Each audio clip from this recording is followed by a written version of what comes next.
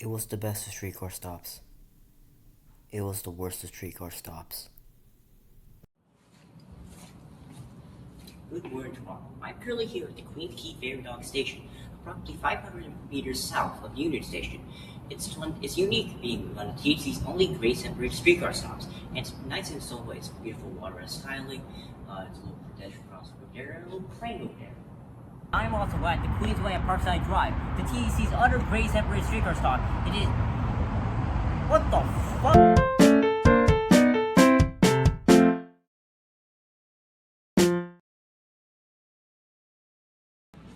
Like I said in the beginning, Queens Quay and Parkside Drive are both grade separate streetcar stops, and in theory, they should provide the same exact experience: smooth boarding, safe pedestrian access, and shelter for the elements.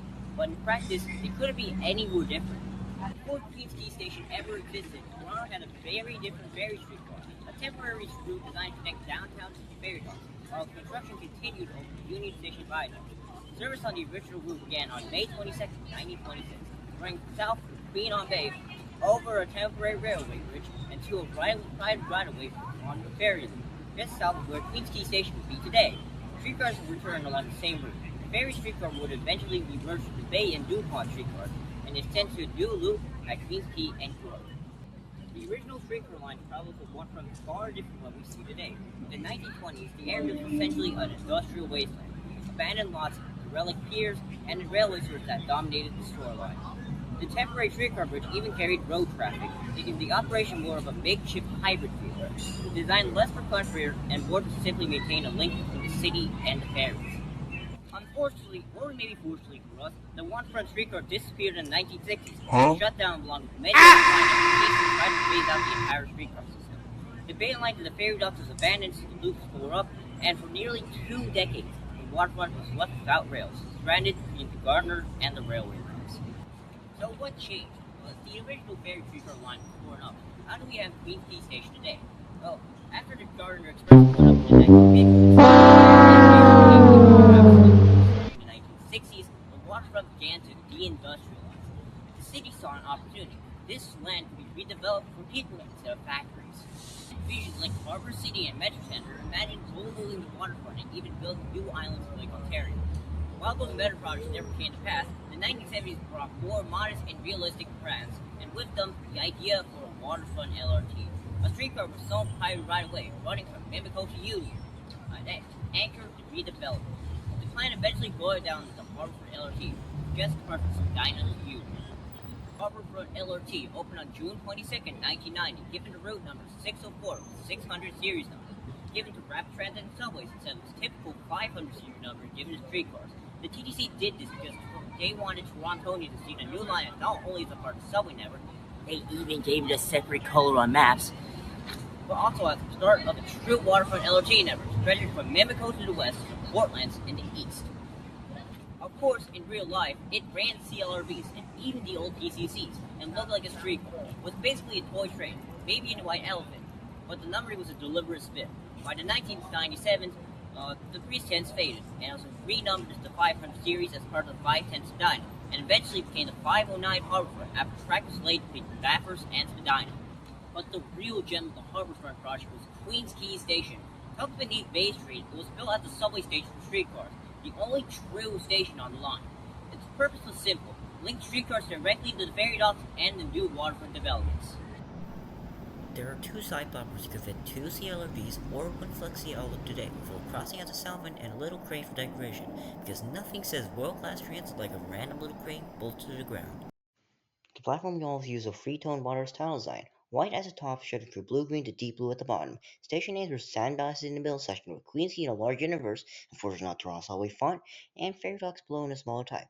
On the platforms, there's a bench, ferry pavement machines, subway-style trash bag holders, yellow tactile strips for safety, doors to the exit, doors to nowhere, and the classic bell payphones that have been installing at every single transit station.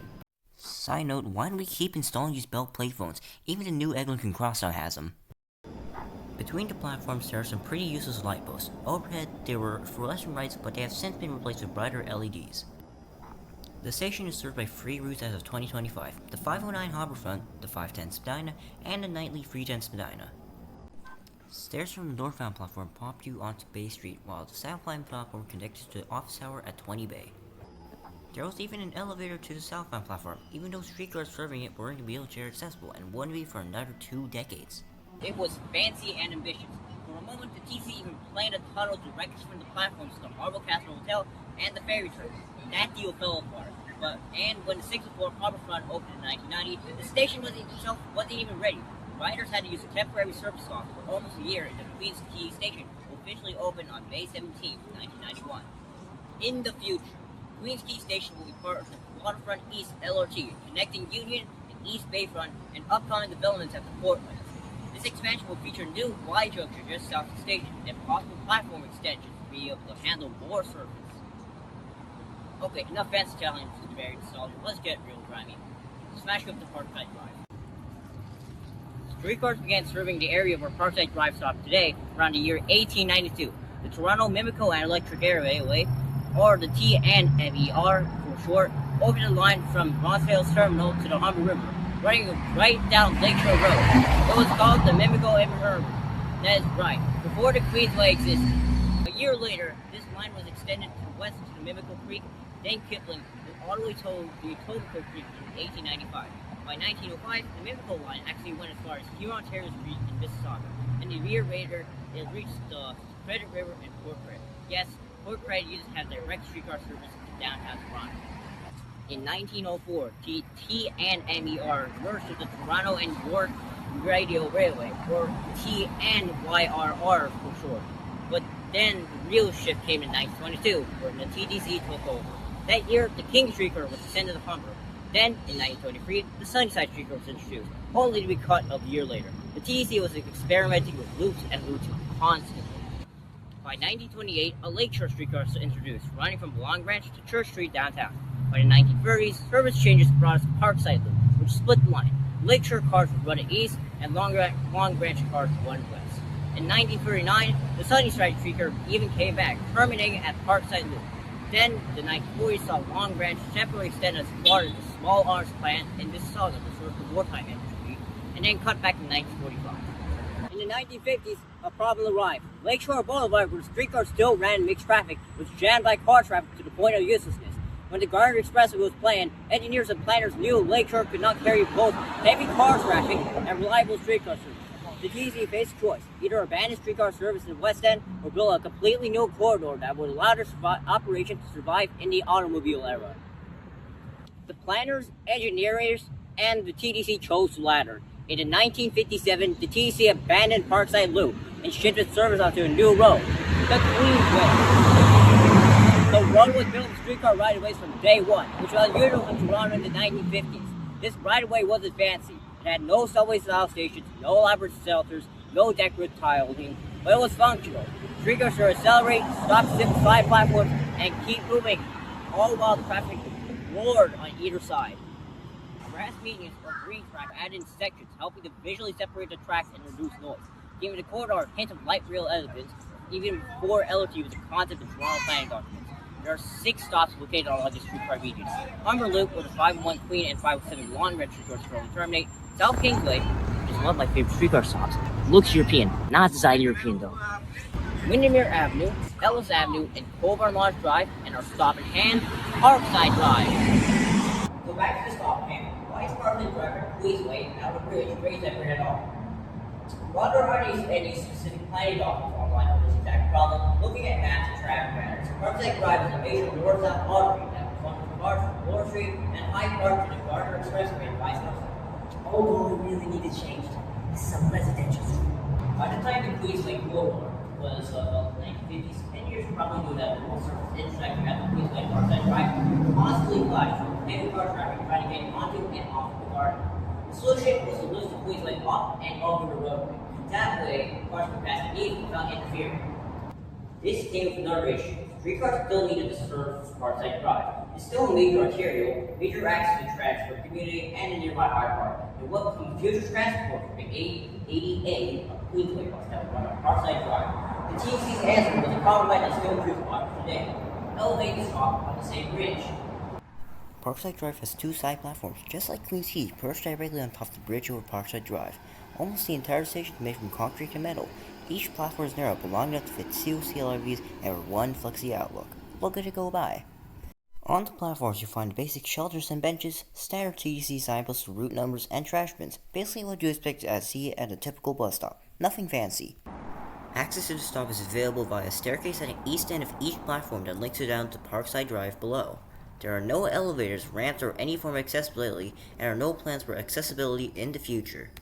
Lamps attached to each of the staircases struggle to illuminate maybe 10% of the platforms at night. Free, more like 2.5 routes stop here, the 501 Queen, the 508 Lakeshore with 10 rush hour only cars a day, and the nightly 301 Queen. The stop smells a bit like piss and is also covered with graffiti everywhere, in the staircase and at the entrance. Speaking of the entrance, it's very hidden, just a dark strip hole in the concrete wall.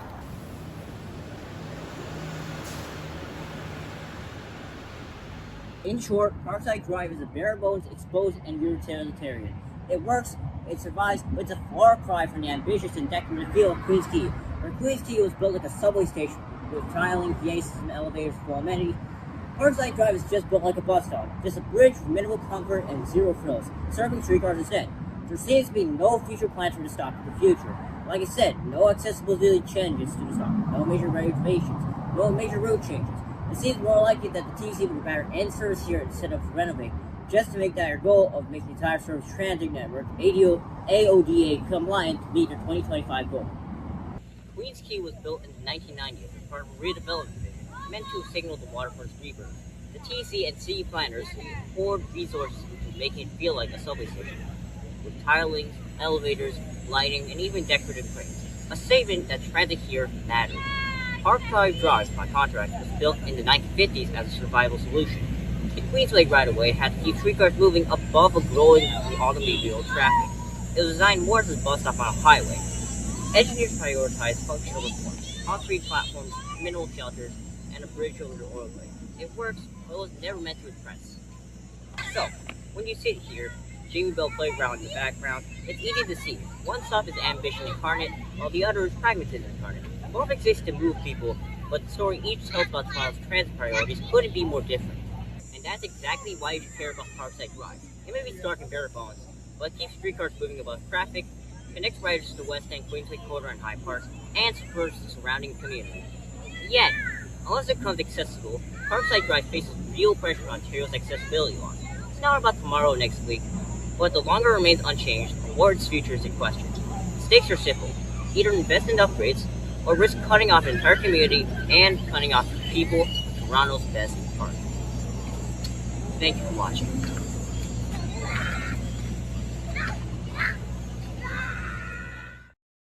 It's a far, far better streetcar ride that I give than I have ever given. It's a far, far smoother transit journey that I pass on than I have ever known.